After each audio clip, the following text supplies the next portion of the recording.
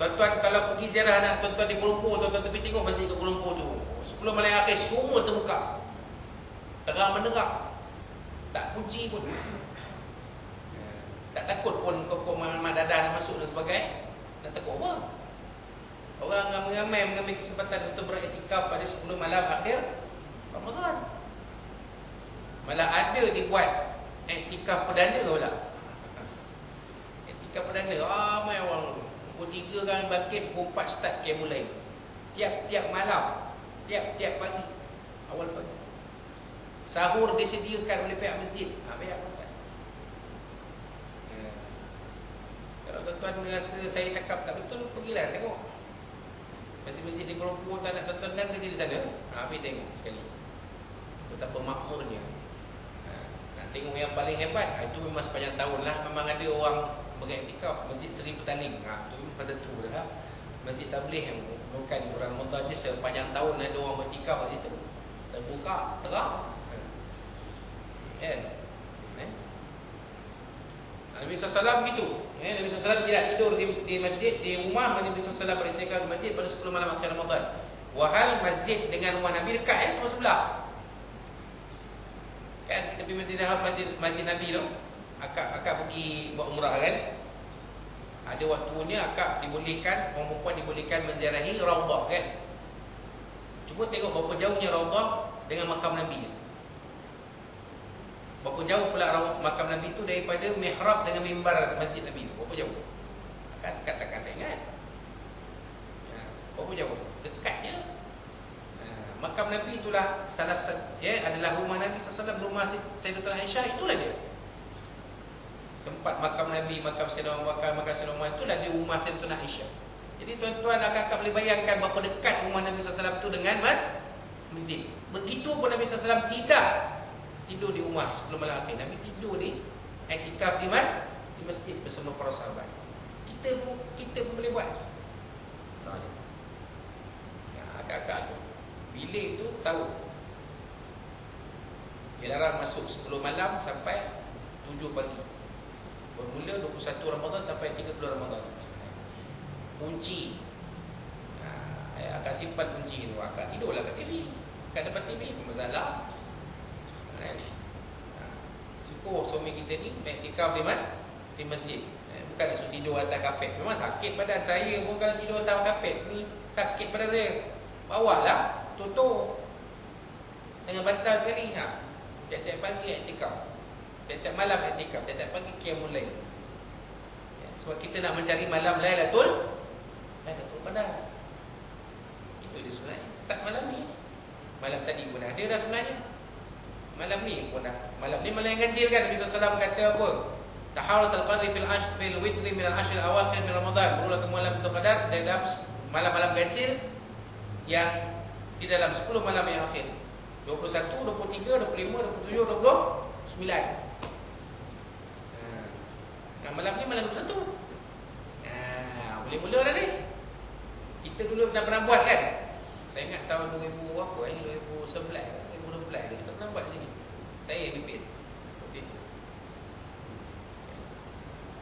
Kita kena buat sebenarnya. Nak ambil peluang yang ada sebelum Allah SWT menjemput kita balik ke hadrat. Sementara sementara esok masih ada. Esok masih ada kan? Itu dia tuan-tuan. Berkaitan dengan malam Lailatul Qadar. Dan saya berikan kepada tuan-tuan sebagai akhirnya petua untuk mendapatkan malam Lailatul Qadar mengikut apa yang telah dilaksanakan oleh ulama salafus salih. Ada dua formula, dua petua dia. Petua yang pertama, kalau puasa mula hari Jumaat, malam Lailatul Qadar itu malam 29. Kalau puasa mula hari Sabtu, malam 21. Kalau puasa mula hari Ahad, malam 27. Kalau puasa mula hari Isnin, malam 29. Tahun ni kita mulai Isnin kan puasa, malam 29. Hari Selasa, malam 25. Kalau hari Rabu, malam 27. Kalau hari Khamis, malam 21 Ramadan. Itu petua yang pertama. Petua yang kedua yang dicantikkan dalam kitab Hasyiah Fathul Wahhab. Kalau awal puasa hari Ahad atau Rabu, malam 29. Kalau awal puasa hari Isnin malam 21. Kalau awal puasa Selasa atau Jumaat malam 27. Kalau awal puasa hari Khamis malam 25. Dan kalau awal puasa hari Sabtu malam 23. Oleh kerana Isnin kita mula puasa tahun ni malam ni kan. Kata pengarang kitab ni. Itu petua dia je, bukan Nabi SAW tak kata begitu. Tapi kata pengarang kitab ni, Abu Al-Hasan, kata beliau, setelah memakai kaedah ni aku tidak pernah terluput dari mendapat malam Lailatul Qadar. Nampak? Tak pernah miss. Ada je peluang dapat malam Lailatul Qadar. Kalau dia hidup 60 atau 60 kali dapat malam Lailatul Qadar. Bayang tuan. 60 kali 80 apa? 60 kali 80 apa? 4,800 tahun beribadah. Bayangkan tuan, berapa banyak pahala yang akan Allah Ta'ala beri kalau kita mendapat malam Lailatul Qadar tiap-tiap tahun dalam kehidupan kita. Itu dia tuan. Malam Lailatul Qadar. Jadi kita sudah pun membincangkan 3 perkara berkaitan dengan kelebihan berzikir. Dulu lepas solat selepas solat fardu subuh dan asar. Kita sampai ke muka 183. InsyaAllah kita akan bincangkan pada kuliah kita pada bulan Ogos. Bulan Ogos nanti itu tarikhnya 3 Ogos 2016. 3 Ogos 2016 InsyaAllah. Muka 183. Kita telah bincangkan sedikit sebanyak berkaitan dengan keistimewaan ibadah puasa bagi kita Muhammad SAW. Apakah kehebatan puasa kita, puasa orang Islam berbanding dengan puasa orang-orang lain. Kan? Kita puasa tak adalah disuruh 24 jam. Kita disuruh berpuasa daripada terbit fajar sampai terbenam matahari saja. Dan kul washrabu, makan dan minumlah, sehingga kelihatan cahaya putih, kata Allah SWT dalam Quran kan, yang akan mengganti jalur hitam. Maksudnya siang ganti malam lah tu. Bila dah siang kita kena puasa lah.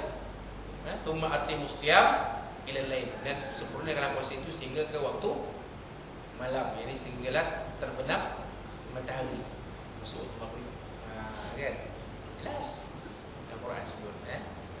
Dan telah kita kongsikan sedikit dengan tuan-tuan dan puan berkaitan dengan malam Lailatul Qadar.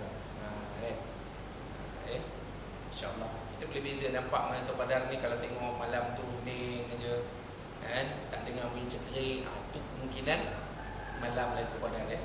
Itu tanda-tanda lah. Selalu tu kalau kat rumah kita tu dengar kadang-kadang tengok malam ni senyap dia pula cekrik, tak bunyi-bunyi. Mungkin malam itu malam Lailatul Qadar. Ada juga orang yang tanya, Ustaz, kalau macam kita 10 malam akhir ni kita nak pasang berita, boleh ke Ustaz? Pasang. Tak ada masalah. Tak ada masalah. Cuma agama tak menyuruh. Itu je. Tak ada dalam Al-Quran ataupun hadis Nabi yang disuruh pasanglah kamu lampu-lampu pada 10 malam akhir Ramadan. Tak ada. Tapi nak pasang boleh. Pasanglah untuk memeriahkan lagi 10 malam akhir pada bulan Ramadan itu, yang dalam masyarakat kita dikenali sebagai malam 7 Ipoh. Pasanglah bagi terang, happening sikit. Rumah nampak kan pasal lampu berita. Ini rumah dalam gelap. Keliling halaman rumah pun gelap.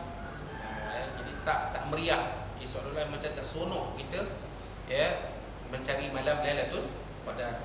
Kan? Pasanglah berita di halaman rumah kita pada 10 malam akhir Ramadan. Itu dia tuan. Jadi itulah dia sikit sebanyak apa kita boleh kongsikan pada pagi ini. Mudah-mudahan apa yang kita kongsikan pada pagi ini ada manfaat kita bersama. Mula kita pada kehidupan kita sepanjang bulan Ramadan yang masih berbaki 10 hari ini. Mudah-mudahan Allah SWT akan berikan kita pahala yang berganda-ganda dan mempertemukan kita dengan malam Lailatul Qadar insya-Allah Allah SWT. Dan mudah-mudahan kehidupan kita bersama suami isteri dan anak kita akan berjaya sampai ke akhirat. Dan kalau ada apa-apa yang saya sampaikan dalam apa-apa yang kita kongsikan dalam kuliah ini, kalau dia kasar bahasa dan ujian sengaja, saya berdoa kepada Allah SWT dari salam dan dari tuan-tuan dan puan-puan sekalian insya-Allah. Dan saya mengambil kesempatan di sini untuk mengucapkan kepada tuan-tuan dan puan selamat meneruskan ibadah puasa pada bulan Ramadan, selamat tarawih, i'tikaf, kemudian dan sebagainya untuk menunggu malam Qadar. Dan akhir sekali selamat menyambut Hari Raya Aidil Fitri, maaf zahir dan batin. InsyaAllah kita akan bertemu lagi dalam majlis ilmu kita, musim bulanan kita pada 3 Ogos 2016 nanti. Lama tu kan, sebulan lebih baru jumpa balik kan. Tak jumpa bulan Syawal, mungkin sempat Syawal, tak sempat Syawal, tuan-tuan cek dan tengok. Kalau sempat malam 3 Ogos bawa lah kuih raya ke apa. Kalau sempat lagi ada raya, ada lagi bulan Syawal kan. Tuan-tuan cek dan tengoklah InsyaAllah kita akan bertemu pada waktu itu. Dan saya dan sama-samalah kita menyambut Hari Raya Aidil Fitri dengan penuh kegembiraan dan keceriaan, dan laksanakanlah puasa sunat 6 hari pada bulan Syawal. InsyaAllah dengan pahala puasa kita akan menyamai pahala puasa selama setahun. Wasoma Ramadan tuma at-tausin min Syawal pakai nama Ramadan. Siapa yang berpuasa pada bulan Ramadan diikuti dengan hari puasa 6 Syawal, puasa sunat Syawal, maka pahala dia seolah-olah dia berpuasa sepanjang tahun ni. Wallahu a'lam bishawab. Aku akan beritahu azim dariku. Kita akhiri kuliah kita pagi ini dengan tasbih al-Baqarah seterus.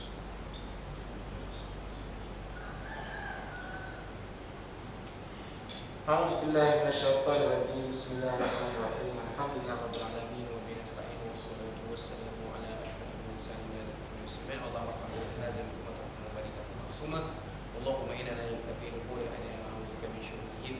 اللهم بدل شملهم وفارق جموجة وزلزل قوسهم كلمة من كلابك يا قهار يا جبار يا منتقم يا الله يا الله يا الله. اللهم انزل الكتاب ويهمنا سواء هزم الاحزاب يهزمه وصنع له بفن من اسم وسلم ربنا زين وزين يا ربنا اتنا في الدنيا حسنه وفي الاخره حسنه وقنا عذاب النار. ربنا عليك توكلنا واليك نبنا واليك نصير. ربنا اغفر لنا دعانا وسلنا وعلمنا ورفعنا وصبحنا وصبحنا وصفورنا وصيامنا انك سمعنا لنا مولانا انك الغفور الرحيم. دعونا فيها السلام عليكم الحمد لله رب العالمين. تقبل الله منكم إنا منكم الخير. والسلام عليكم ورحمة الله وبركاته.